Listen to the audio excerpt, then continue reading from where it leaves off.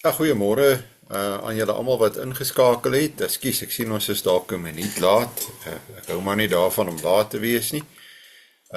Ons het vanoggend so 'n dubbele deel wat ons moet doen. Ons moet die vorige gedeelte oor hoe die Here Jesus gebid het klaarmaak. En daar's maar 'n kort stukkie daarvan oor. En dan het ek ook vir julle vroeër vanoggend 'n nuwe gedeelte uitgestuur wat dan handel oor die liturgie en hoe die liturgie werk en wat die liturgie alles behels. Gee my net gou 'n oomblik, ek wil net gou iets stop.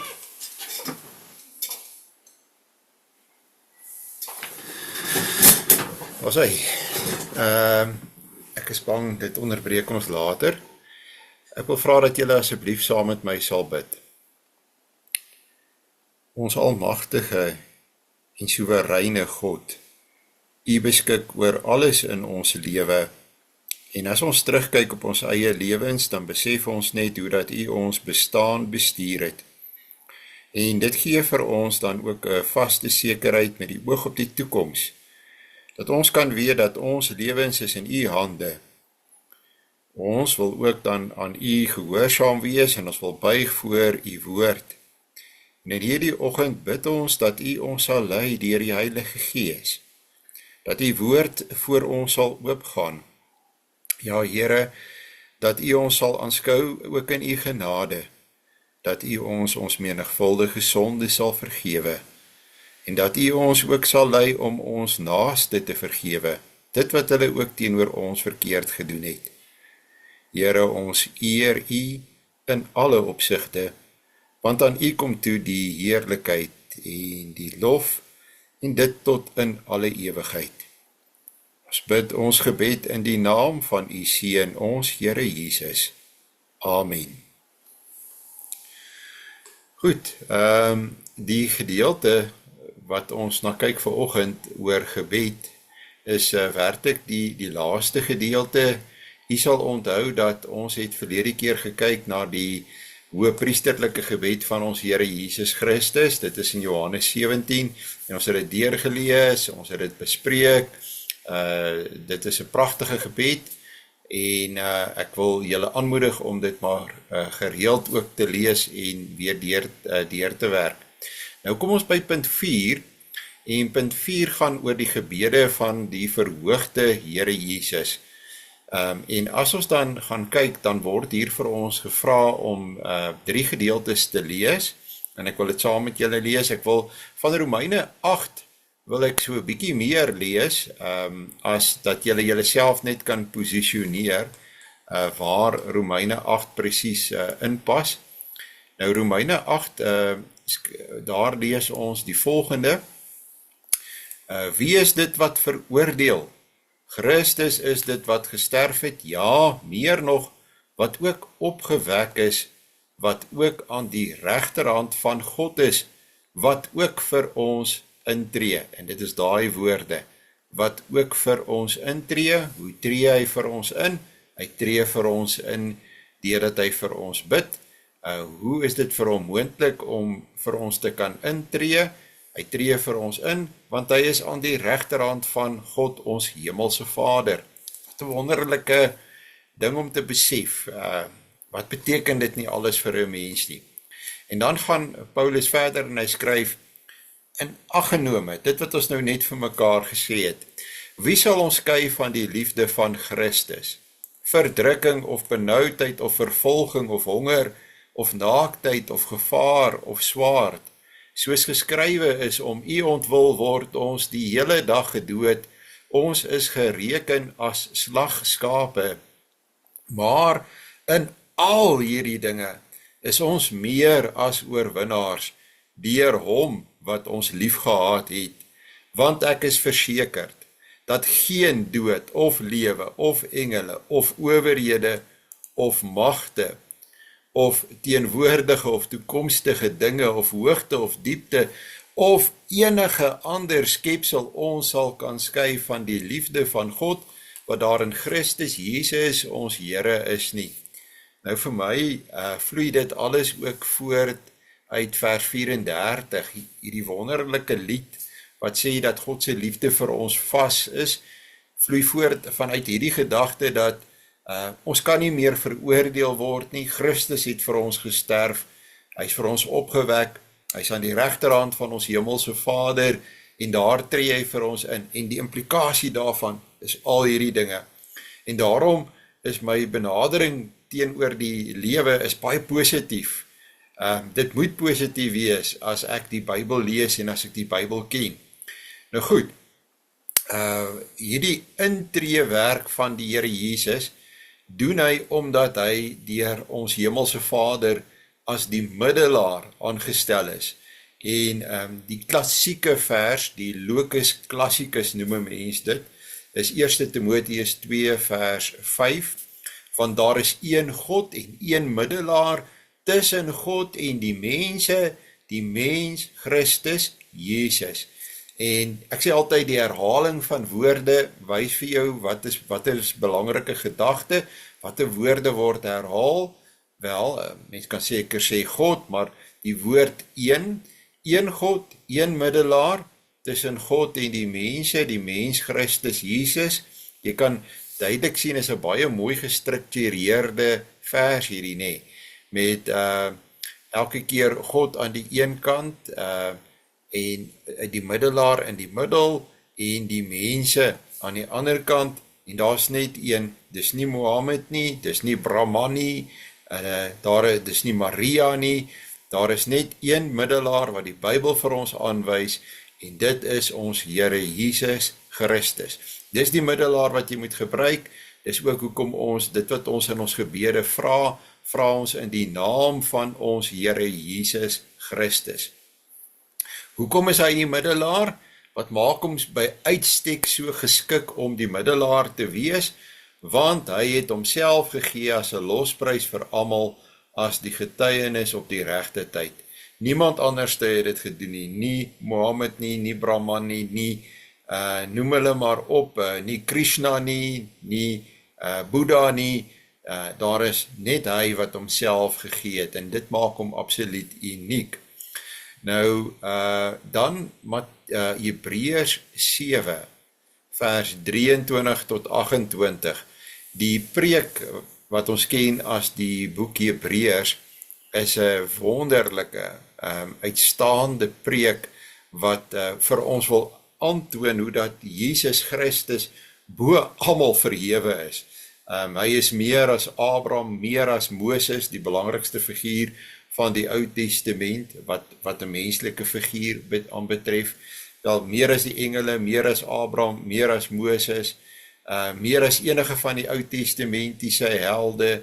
Niemand kan met hom vergelyk nie, want wat het ons gelees in 1 Timoteus 2 vers 5, hy is by uitstek die middelaar wat God aangewys het.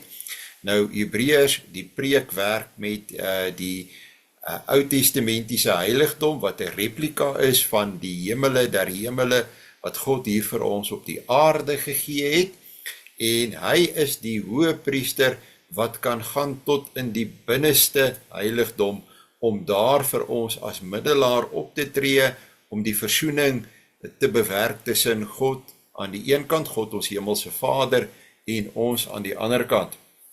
Nou goed, ons lees vers 23 en verder, en hulle het wel priesters geword in 'n groot aantal, omdat hulle deur die dood verhinder is om aan te bly. Priesters het dood gegaan, en daarom moes hulle voortdurend vervang word, en was hulle baie. Maar hy, dis nou ons Here Jesus Christus, omdat hy vir ewig bly, omdat hy die ewige seun van God is, besit 'n priesterskap wat nie op ander oorgaan nie. Sy priesterskap is uniek. Het is nie nodig dat hy vervang word as hoëpriester wat ook die middelaarsfunksie vervul nie, want hy is nog steeds daar. Hy is 'n ewige hoëpriester, 'n ewige middelaar, en daarom moet hy nie vervang word nie. Daarom kan hy ook volkome red. Hy doen nie halwe werk nie, sy werk is nie beperk deur die een of ander grens in terme van gesondheid en tyd nie. Die wat deur hom tot God gaan, omdat hy altyd leef om vir hulle in te tree. Ons kan volkome maklik deur na God toe gaan, deur hom. Hy's altyd daar, hy's altyd gereed, hy's nooit afwesig nie. Want so 'n hoë priester was vir ons gepas, een wat heilig, onskuldig, onbesmet, afgeskeie van die sondaars is, en wat hoër as die hemele geword het. Let hier op die opeenstapeling van gedagtes, wat vir ons wys dat hy by uitstek die unieke een is. Die een wat anderste is as al die ander priesters wat nog ooit as middelaars opgetree het. Onthou, daardie priesters moes altyd eers 'n offer bring vir hulle self, voordat hulle kon optree en hulle priesterlike funksie vervul.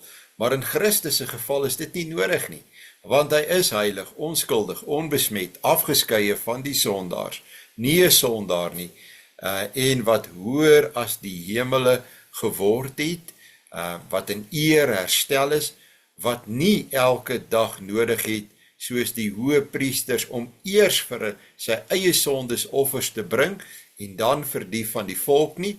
Gaan lees 'n bietjie deur die boek Levitikus, en jy sal sien hoe dat die priesters moes eers vir hulle self 'n offer bring, voordat hulle met hulle dienswerk kon begin as middelaar priesters vir die res van die volk, want dit het hy net eenmaal gedoen, toe hy homself geoffer het. Dit was die volmaakte offer, dit hoef nie herhaal te word nie, want die wet stel as hoëpriesters aan mense met swakhede, maar die woord van die eedswering wat na die wet gekom het, stel die seun aan, wat vir ewig volmaak is.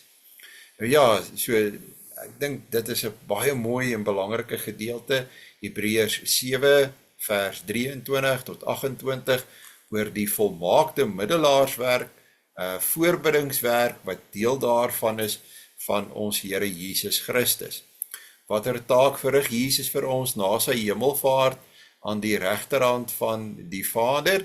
Wel, hy tree vir ons in, nee, hy is ons gebedsmiddelaar. Waarom kan hy hierdie taak vir ons verrig? Want hy is by uitstek gekwalifiseer om dit te doen. Hy is die ewige seun van God, wat ook die volmaakte offer vir ons gebring het.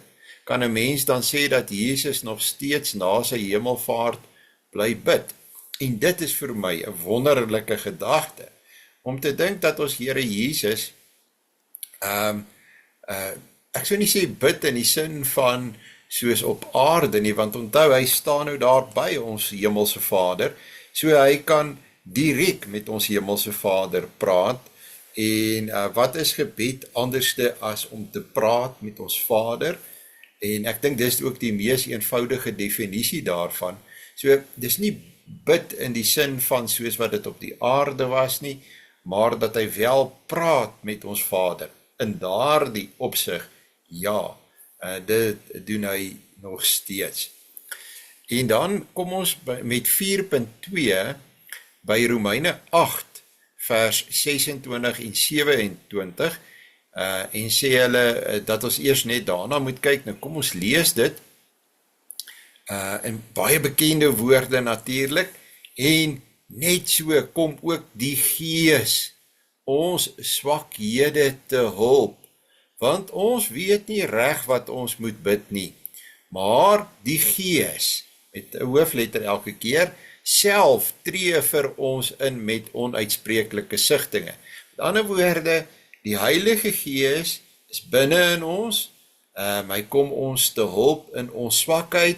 Ons weet nie altyd wat is die regte ding om te bid nie, en ek meen dit beleef ek ook self, baie keer is ek nie 100% seker hoe moet ek dit formuleer, wat moet ek bid nie, dis baie keer vir my verskriklik moeilik om te weet wat is die regte ding om voor te vra, want ek weet nie wat gaan gebeur nie, maar die Gees self tree vir ons in met onuitspreeklike sigtinge.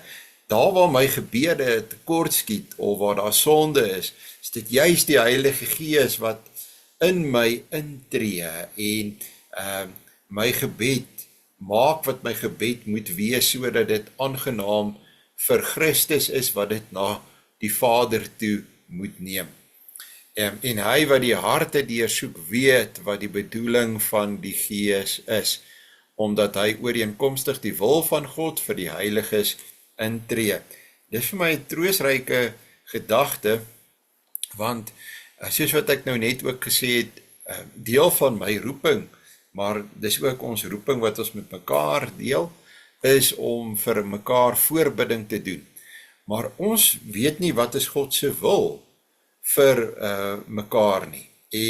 En dikwels voel dit vir 'n mens, ek weet nie wat moet ek op hierdie punt bid nie, want ek sien soveel moontlike paaie, en ek weet nie watter roete God wil volg nie. Nou ja, ek dink van die belangrikste woorde, en ek het dit al 'n paar keer gesê, wat 'n mens kan bid en moet bid en gebruik in jou gebede, is laat u wil geskied. En 'n mens voel baie keer, maar my gebede skiet so ver te kort, dat ek vir die Here wil sê, Here, u alleen weet. Ek weet nie wat ek hier moet bid nie. Ek weet nie wat hier moet gebeur nie. Help my, want ek weet nie. En ek dink dit is onder andere waarvan die apostel Paulus hier praat. En dit is vir my 'n geweldige troos om te dink dat daar waar ek vashak, daar waar ek sukkel, daar waar ek tekort skiet, daar is God se Gees daar om vir my ook in te tree. En Christus tree ook weer vir my by die Vader in, as dit kom by my gebede. Goed, so die vraag is, wie tree saam met Jesus vir ons gebede in? Is natuurlik die Heilige Gees. En dan B, Jesus tree vir ons aan die regterhand van God in. Waar tree die Heilige Gees vir ons in? Wel, hy tree vir ons hier op aarde in, want hy is mos in ons. Ons lees in 1 Korintiërs hoofstuk 6, dat hy woon ook in ons, nee. In watter opsig tree die Heilige Gees vir ons gebede in? Veral in terme van waar daar tekort geskied word, waar daar swakhede is, waar ek beperk is. Daar tree die Heilige Gees vir my in. Dis mos wat hierdie verse vir ons ook dan baie duidelik sê. Hy tree vir ons in met onuitspreeklike sigtinge, wanneer ek nie reg weet wat ons moet bid nie, staan daar in vers 26. Watter troos het ons in die lig van bogenoemde, ten opsigte van hoe ons gebede voor God se hemeltroon dien. En dit is 'n wonderlike gedagte hierdie wat ek nou met julle gaan deel. En ons gebede is reg. Ons gebede is gesuiwer. Ons gebede is deur die Heilige Gees en deur Christus reggemaak sodat dit aangename gebede is vir ons hemelse Vader. En ek hoef my nie daaroor te bekommer nie, dat my gebede goed en reg is vir my hemelse Vader nie. Want dis reggemaak, nie deur my nie, of deur jou nie, maar deur Christus en deur die Heilige Gees. Dit gee 'n mens natuurlik nuwe moed om te kan bid, nê. En 'n geweldige belangrike besef vir myself, en ek is seker vir julle ook.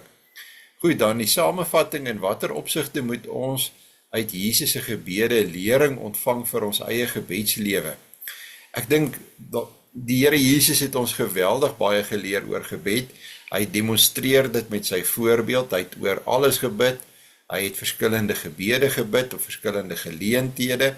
Party gebede was langer, party gebede was korter, maar dit gaan oor die verhouding met sy Vader, en dat daardie verhouding, die manier om dit in stand te hou, 'n belangrike hulpmiddel om dit te bereik is die gebed. Watter troos vind u in Jesus se gebede? Wel, die Here Jesus se gebede is nie altyd gecompliseerd nie.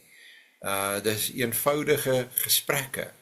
En ek dink dit is vir my belangrik, want 'n mens kry te doen met mense wat dink dat 'n gebed wat deur God verhoor word, moet 'n ingewikkelde, gecompliseerd, gestruktureerde opeenstapeling van gedagtes en woorde wees. En die Here Jesus sê eintlik vir ons dat dit nie so moet wees nie. Dit is ook nie 'n herhaling van dieselfde frase oor en oor en oor en oor nie. Baie van hierdie goed is deesdae weer populêr, en ook in Suid-Afrika populêr. Terwyl die eenvoudige gesprek met die Vader deur Christus of op grond van die werk van Christus onder die leiding van die Heilige Gees, dit kan enige gelowige doen. En dit is wat ons gebede moet wees. So waak maar teen die moeilike, saamgestelde gebede wat jy woorde gebruik wat jy self nie verstaan nie. Goed, ek gee gou vir julle geleentheid vir enige vrae of opmerkings hieroor, voordat ons aanbeweeg na die nuwe Bybelstudie waarmee ek vanoggend hoop om te begin. Enige iets wat julle miskien wil bydra of vra. Goed, dit lyk vir my julle is tevrede. Kom ons kyk of ons kan oorgaan na 'n volgende Bybelstudie. Daar is hy. Goed, ek het op hierdie Bybelstudie besluit, dat ek net gou dit ook eers sê, ek het op hierdie Bybelstudie besluit, omdat die liturgie baie belangrik is, in die sin van dat dit is daagliks deel van 'n mens se lewe, maar dit bereik 'n hoogtepunt, omdat 'n mens ontmoet die Here daagliks. Wanneer ek stil word voor die Here, dis dikwels in die oggende, dan ontmoet ek hom. Maar ek het die voorreg dat ek kan kerk toe gaan. En wanneer ek kerk toe gaan, is alles wat daar gebeur, is deel van hierdie ontmoeting met God. En 'n belangrike deel wat 'n mens altyd in gedagte moet hou, en iets wat in ons moderne tyd verlore gaan, is dat die ontmoeting met God is om hom te eer, is om hom te aanbid. Deesdae het die ontmoetings met God, wanneer mense as gelowiges by mekaar kom, het baie mens gesentreerd geword. Dis op die mens gerig, wat vir die mense aangenaam is, wat die mense van nou, wat die mense wil hê, die manier waarop die mense dit wil hê. Terwyl die gereformeerde erediens is vir baie mense te gestruktureerd, hulle voel, jy weet amper wat die volgende ding is wat gaan gebeur, maar ek dink ook mense weet nie meer hoekom is dit die volgende ding wat gaan gebeur nie, hulle verstaan nie meer die ontmoetingsgebeure nie, hulle verstaan nie hoekom was dit nog altyd die manier waarop die kerk dit gedoen het nie, en hierdie Bybelstudie help ons om weer te verstaan hoe werk die erediens, en om sinvol daaraan deel te neem, om werklik te beleef wat daar gebeur. Want die groot gevaar is, dat jy kan kerk toe gaan, en jy kan God daar ontmoet in die erediens, maar jy neem nie meer werklik deel aan die verskillende dele van die erediens nie, want jy weet glad nie wat hier gebeur nie, jy weet nie hoekom dit gebeur nie, jy verstaan dit nie, en dan verval jy eintlik in 'n tipe van 'n meganiese aanbidding. Ons noem dit formalisme. Dis alles net vorm, daar is nie inhoud nie, daar is nie hart daarin nie, daar is nie opregtheid daarin nie. Ek beleef werklik elke element van die liturgie, selfs wanneer ek die liturgies wat voorgaan en die gemeente daarin begelei, het dit vir my geweldige diepte en betekenis. En dis eintlik dit wat ek hoop om met u te deel, sodat u in daardie selfde vreugde wat ek beleef wanneer ek by die kerk is, dat u dit ook kan beleef en ook daarin kan deel. Nou, ek het nou al 'n paar woorde gebruik, en 'n ouderling het net gister met my gesels oor woorde, en hoe dat ons nie altyd verduidelik wat die woorde beteken nie, so dat ek gou sê, die liturgie is eintlik 'n woord wat saamgestel is uit twee verskillende Griekse woorde. Die woord liturgie kom van die eerste gedeelte kom van die woord laos af, wat volk beteken, en die tweede gedeelte is ergon. En die woord ergon beteken werk, so die volk werk. En nou sal jy dink, maar is dit wat ons liturgie eintlik is? Ja, dit is wat dit is. Ons is besig om God te aanbid.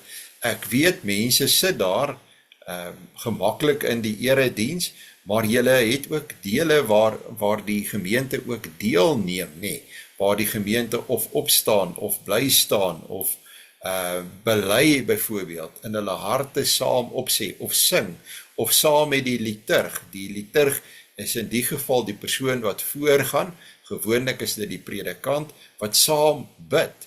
So dis eintlik die hele tyd aksie, laos ergon, die volk werk, die volk is besig om iets te doen. Dit is nie so passief, soos wat mense altyd dit dalk dink nie, of beleef nie. Die liturgie is dus die aksie van die kerkvolk, wanneer hulle en God saamkom, en hulle dan God aanbid.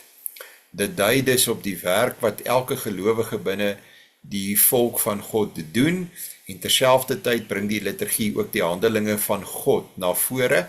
Nou, met ander woorde, God doen ook sekere dinge, soos byvoorbeeld met die groetseën en die wegstuurseën. Hy praat met ons wanneer ons uit die Bybel uit lees. Nou, dis nooit 'n klein ding as 'n mens God ontmoet nie, en ek wil julle gou neem na 'n deel in die Bybel wat ek onmiddellik aan gedink het en vir my uitstaan. En ek wil julle moet dit saam met my lees. Dis natuurlik die klassieke hoofstuk met die ontmoeting tussen God en sy volk. Die volk het, die familiegroepie het 'n volk geword in die beskerming van Egipte. Dis wat God gedoen het vir die nageslag van Abraham, Isak en Jakob. Hulle gaan Egipte toe en daar word hulle 'n volk. En nou moet hierdie volk God ontmoet. En hulle het nog maar, mens wil sê, 'n beperkte begrip van wie God is. Nou gaan hulle deur die Rietsee of die Rooi See en hulle kom uiteindelik by die Sinaï bergreeks en by die berg Horeb en hulle ontmoet God nou daar. En dit was in die 3de maand, so julle sien begin die hoofstuk, Eksodus 19, gebruik die 53 vertaling. Dit was in die 3de maand na die uittog van die kinders van Israel uit Egipte. Op dieselfde dag het hulle in die woestyn Sinaï gekom. En daar is nou 'n mooi beskrywing, maar Moses het opgeklim na God toe en die Here het hom van die berg af toegeroep en gesê, nou reël die Here met Moses hierdie ontmoeting, want dis 'n lewensgevaarlike gebeurtenis vir hierdie volk. Hulle kennis van God is nog maar beperk, so as hulle dit verkeerd verstaan en verkeerd optree, kan dit tot hulle dood lei, en God wil dit vermy.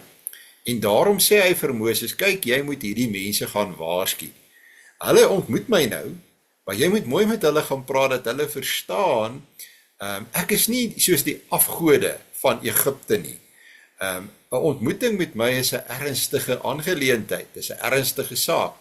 En daarom sê hy vir Moses, so moet jy aan die huis van Jakob sê en aan die kinders van Israel verkondig, julle het self gesien wat ek aan die Egiptenaars gedoen het. So die Here gebruik die onlangse verlede met die pla en hoe dat hy hulle verlos het om vir hulle te sê, besef julle, ek is anderste as die afgode van Egipte. En hoe dat ek vir julle verlossing bewerk het. So hierdie ontmoeting met my moet julle op 'n sekere manier benader. En dat ek julle op arensvlerke gedra en julle na my toe gebring het. Terselfdertyd is hy 'n liefdevolle God wat hulle wil ontmoet en wat hulle na hom toe gebring het. As julle dan nou terdee na my stem luister en my verbond hou, sal julle my eiendom uit al die volke wees wat die hele aarde, want die hele aarde is myne. En julle sal vir my 'n koninkryk van priesters en 'n heilige nasie wees. Nou dis belangrik, want wat die Here eintlik daarmee vir hulle sê, is julle is 'n koninkryk van dienaars. Dis wat die priesters gedoen het.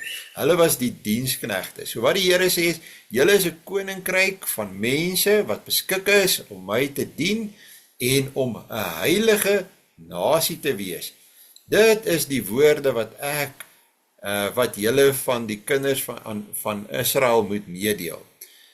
En dan sê hy vir Moses, en Moses het gekom en die oudstes van die volk laat roep en hulle al hierdie woorde voorgehou wat die Here hom beveel het.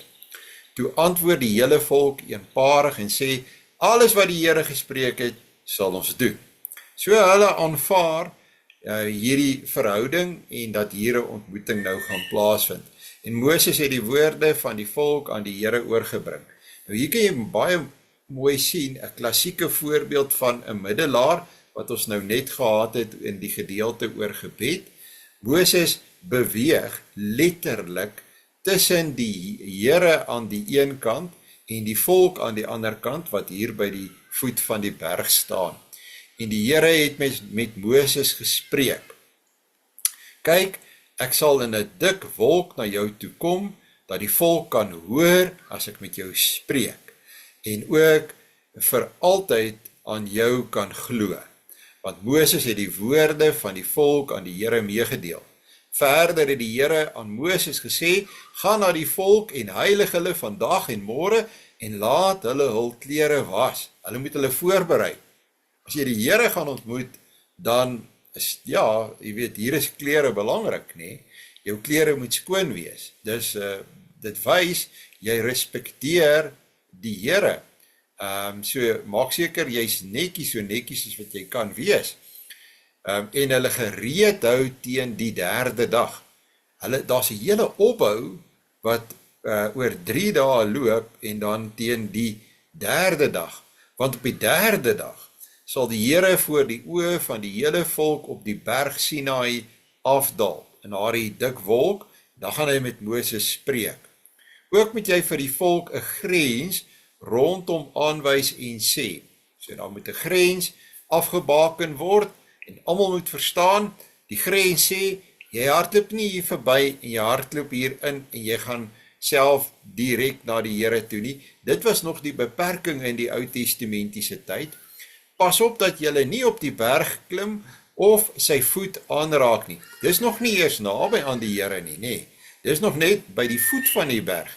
Elkeen wat die berg aanraak, behalwe dan nou Moses, moet sekerlik gedood word.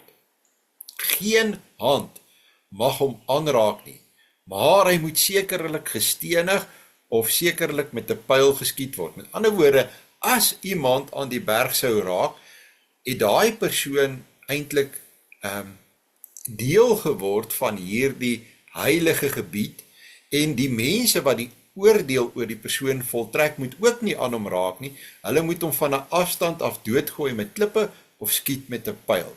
Of dit 'n dier of 'n mens is. So hulle moes hulle diere gaan toemaak of vasmaak en seker maak, hulle kom nie na die berg toe nie. Hoekom? Want die Here wat hulle hier ontmoet, is 'n baie heilige, groot en indrukwekkende God. En dit moet ons nooit vergeet nie. In enige ontmoeting met die Here, of dit in ons gebedslewe is, of dit met die ontmoeting in die erediens is, jy durf dit nie uit die oog verloor nie. Hy mag nie lewe nie. As die ramshoring lang geleide blaas, mag hulle op die berg klim. Dan weet hulle, die ontmoeting het afgeloop en is verby, dan kan hulle maar na die berg toe kom.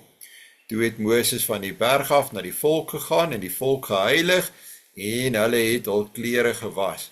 En hy het aan die volk gesê, hou julle klaar teen die derde dag, moenie naby die vrou kom nie, dis nou hulle eie vroue, en op die derde dag is 'n vorm van vas, en op die derde dag, toe dit môre word, was daar donderslae en blitse en 'n swaar wolk op die berg, en die geluid van 'n baie sterk bassein, met ander woorde, 'n harde, deurdringende, aanhoudende geluid. Nou julle weet hoe dat 'n donderstorm oorweldigend kan wees vir 'n mens. Hoe dat dit mens en dier met ontzag vervul teenoor God. Hoe dat dit ons bang maak, om dit eenvoudig te sê. So jy het eers dit, dan hier die geluid van 'n sterk, helder bassein wat die lug vul, sodat die hele volk wat in die laar was, gebeef het. Hulle bewe met 'n heilige ontzag vir God. En daarop het Moses die volk uit die laar gelei om God te ontmoet. En dan kom Moses en hy stap as het ware, en ek kan dit vir myself voorstel in my geestesoog, hoe dat Moses voor die volk uitstap op pad na die berg toe. En hulle het gaan staan by die voet van die berg, daar waar die grens is. En die hele berg Sinaï het gerook. Het lyk asof die berg aan die brand is, omdat die Here in 'n vuur daarop neergedaal het. Nou, hier dink ons in terme van weerligstrale, wat so geweldig is, dat dit lyk of die berg self aan die brand raak, of rotse brand. Nou weet ons, as weerligstrale klip tref, dan het dit ook inderdaad daar die effek, buiten dat dit soms uit mekaar spat, dit smelt, en jy kan dit ruik, en sy rook het opgetrek soos die rook van 'n oond, en die hele berg het vreeslik gebewe. Ek kan net dink hoe dat hierdie mense, wat daar aan die onderkant van hierdie berg staan, wat God ontmoet, is met absolute ontzag en vrees vervul. Ek dink julle kan dit sien. Dit laat 'n mens besef wie God is. Toe die geluid van die bassein sterker en sterker word, het Moses gespreek. Moses praat met God, en God het hom telkens hardop geantwoord. Terwyl die Here op die berg Sinaï neerdal, op die top van die berg, het die Here Moses na die top van die berg geroep, en Moses het opgeklim. Dan roep die Here na Moses en hy sê, Moses, Moses. En Moses klim op. Moses moes daarom moed gehad het, en vertroue gehad het in die Here, om na hom toe op te klim. Terwyl die mense is, almal staan net hier bang en verskrik, en baie dankbaar, hulle is nie Moses wat hier moet opklim nie. En die Here het vir Moses gesê, klim af, waarsku die volk, dat hulle nie na die Here toe deurbreek om te sien, en baie van hulle dan val nie. So die Here sê, gaan weer af, waarsku hulle, want ek wil hulle nie tref nie. En ook die priesters wat naby die Here kom, moet hulle self heilig, sodat die Here nie teen hulle losbreek nie. Toe het Moses die Here geantwoord. Die volk kan nie op die berg Sinaï klim nie, want u het ons self gewaarsku en gesê, baken die berg af en heilig dit. En daarop sê die Here vir hom, gaan heen, klim af.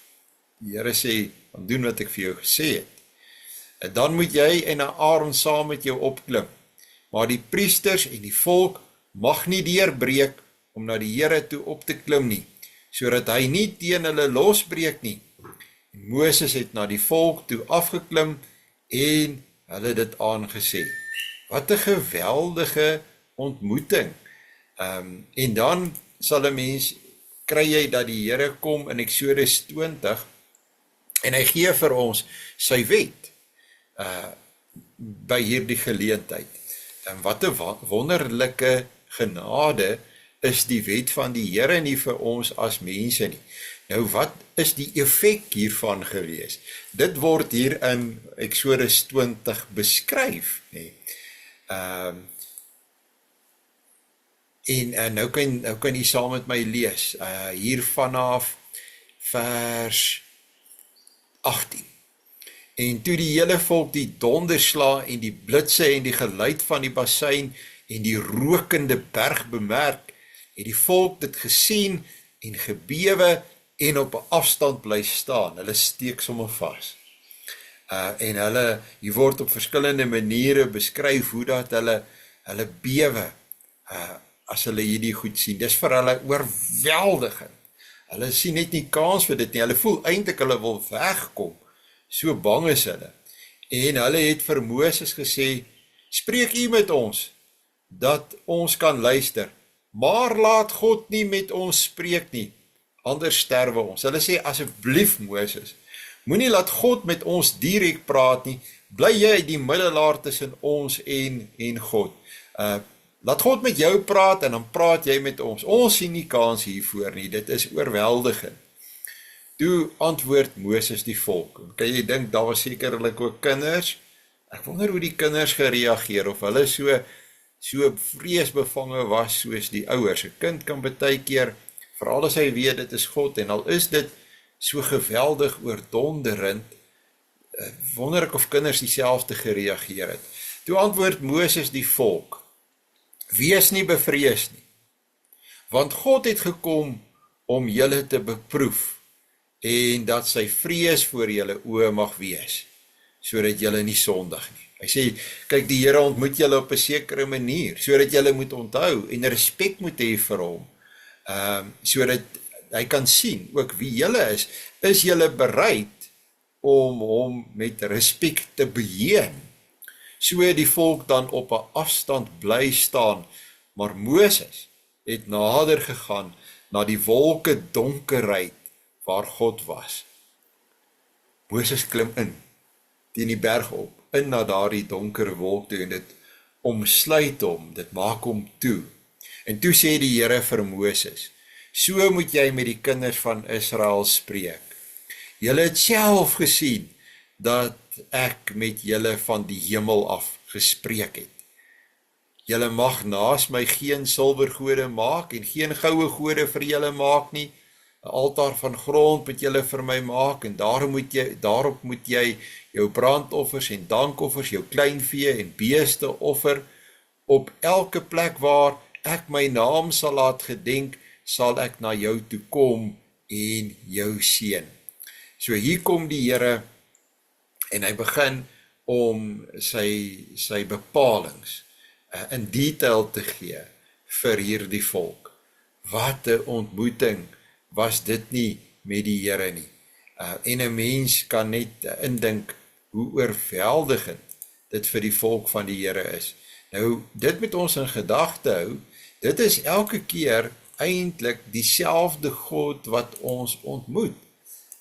En as ek die Here ontmoet, jy weet, het dit deesdae so verval, die ontmoeting met die Here, dat dit is vir mense iets algemeen, iets alledaags, iets wat hulle nie vreeslik oor dink nie.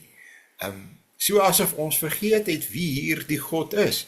Maar hier in Eksodus 19 en 20 kom ons weer onder die indruk van wie hier die God is, en wat 'n geweldige voorreg dit is, dat ons hierdie God kan ontmoet in 'n erediens, en dat ons kan lewe, dat ons met ons lewe daarvan kan afkom, dat hy vir ons kan sê, jy kan in vrede huis toe gaan, en jy kan in vrede met jou lewe aangaan.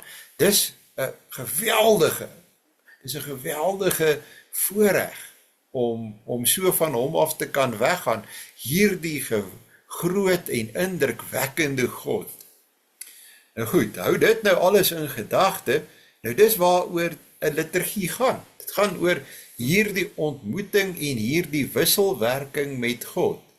Goed, daar is Handelinge waarin God na die mens toe kom en hulle hom moet ontvang, en daar is ook Handelinge waarin mense na God toe gaan en waar hy wat hulle doen of gee moet aanneem. Vergelyk hiervoor Handelinge 2 vers 42.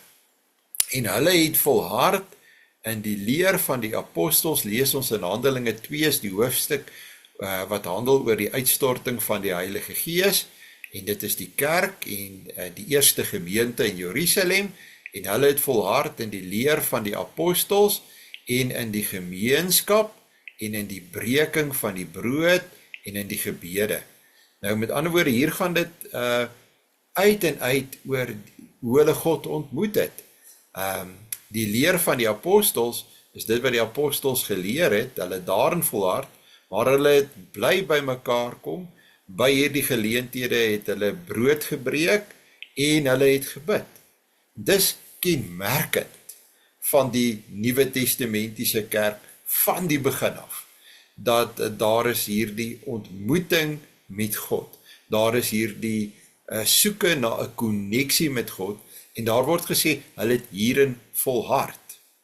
En nou daarin sit alreeds ook die gedagte van, as jy nie kerk toe gaan nie, dan volhard jy nie hierin nie. Ek luister nou die dag na 'n preek toe ons ernstig heen gevlieg het, en in die preek maak die persoon die volgende opmerking, en ek dink is absoluut waar. So as jy sou sê, gaan jy een keer 'n maand kerk toe. Ek praat nou van, jy het goeie gesondheid, jy's in staat om kerk toe te gaan. Gaan jy een keer 'n maand kerk toe, dink jy, dat omdat jy een keer 'n maand kerk toe gaan, jy dien die Here en jy ontmoet die Here genoeg, en jy's deel van die kerk. Gaan jy 2 keer 'n maand. En dan sê die persoon, hy sê, jy weet, as dit nie, dis nie volhard nie. Volhard is as jy gaan kerk toe.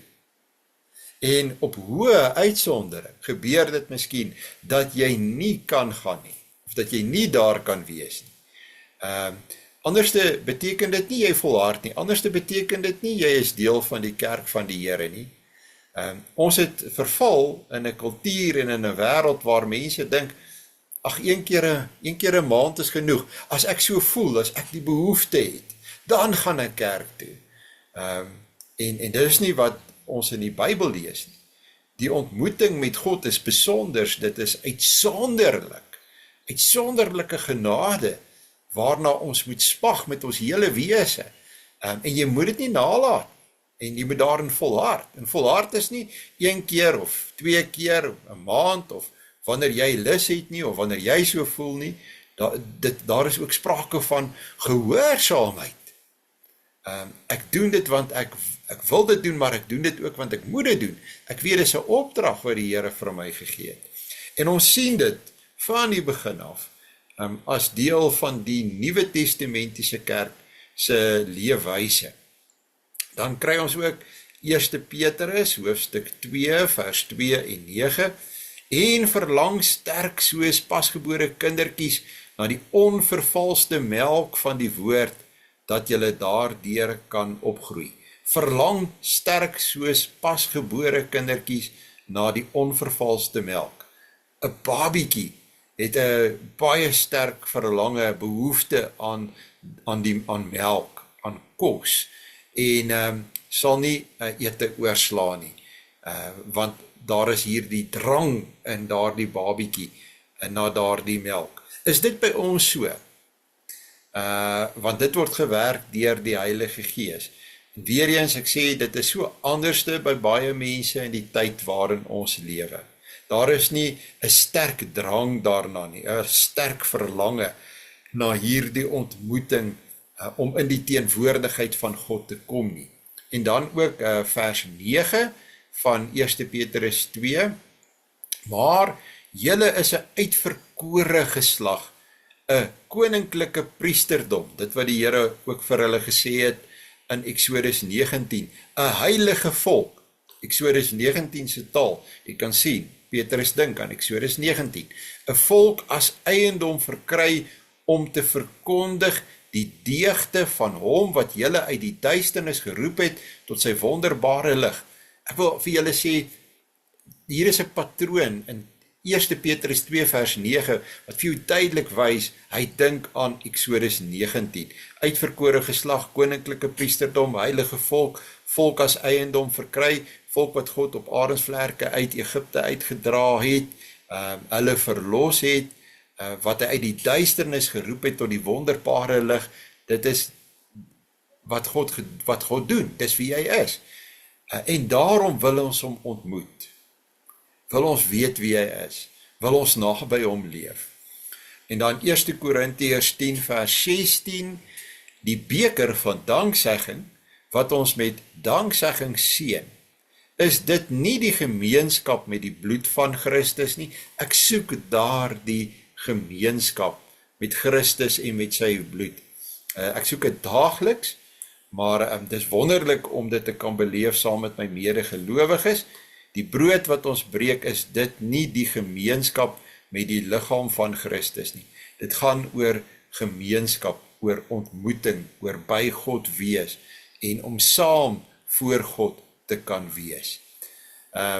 Daar is meer woorde, wat aanbidding as 'n baie dinamiese gebeurtenis beskryf. Byvoorbeeld, ek dink hier aan die Griekse woorde liturgia en latreia, en daar klink dit dan nou so, daar word die gedagte van dit wat daar gebeur in ook die ontmoeting met God word dan so beskryf. In Handelinge 26 vers 7, waartoe ons 12 stamme wat God aanhoudend dag en nag dien, hoop om te kom, oor hierdie hoop, koning Agrippa, word ek deur die Jode beskuldig.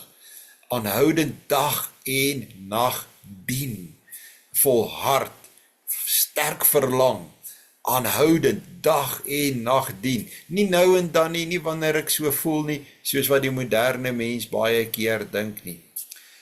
Dan ook, kyk 'n bietjie na Romeine, dis die laaste ene wat ons doen vanoggend, Romeine 12 vers 1 en 2. Baie belangrike bekende woorde. Ek vermaan julle dan, broers, by die ontferminge van God, dat julle julle liggame stel as 'n lewende, heilige en aan God welgevallige offer. Dit is julle redelike godsdiens, dat ek my hele liggaam, my hele lewe stel as 'n welgevallige offer aan God. Ek dien hom met alles wat ek is, alles wat ek het, elke greintjie van my krag, en word nie aan hierdie wêreld gelykvormig nie, maar word verander deur die vernuwing van julle gemoed, sodat julle kan beproef wat die goeie en welgevallige en volmaakte wil van God is. Ek dink julle kan sien, geliefde broer en suster, hoe belangrik dit is om 'n Bybelstudie te hou oor die liturgie, en dat ons opnuut besin, vir mekaar sê hoe belangrik dit is dat ons God dien, en God dien soos wat hy dit wil hê. Onthou daardie ontmoeting in Exodus hoofstuk 19 en 20, dis 'n indrukwekkende God hierdie. Ons kan nie kom met die houding van, ons kan dit doen soos wat ons dit wil doen nie. Ek wil vir julle geleentheid gee, vir enige vrae of opmerkings van julle kant af.